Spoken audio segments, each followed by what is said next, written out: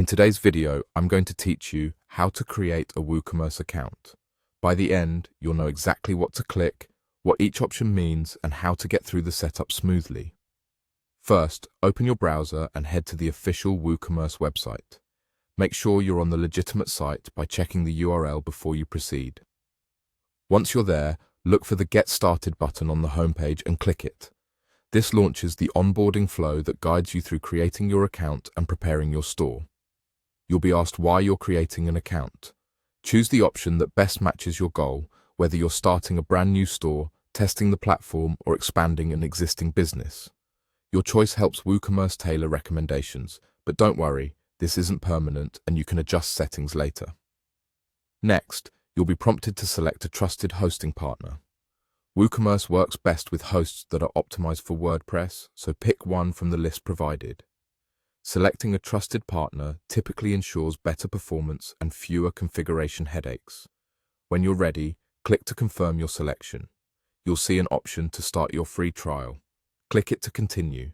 Depending on the host, you might be asked to enter basic details or choose a plan. Take a moment to review what's included in the trial and any renewal terms so there are no surprises later. From here, you'll be asked what you'd like to do. This can include building your store, setting up payments, or customizing your theme. Make the selections that match your goals right now, then click. Continue to move forward. You'll then choose what you're planning to sell. This can be physical products, digital downloads, services, or a combination. Select the option that best describes your business so WooCommerce can prepare the right defaults for your store and click Continue again. Now choose how you want to connect your account.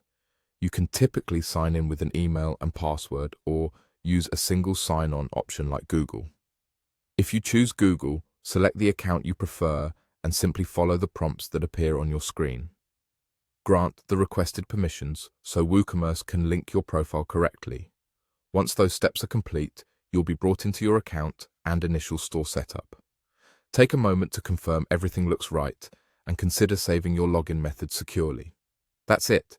You've created your WooCommerce account and you're ready to continue building your store.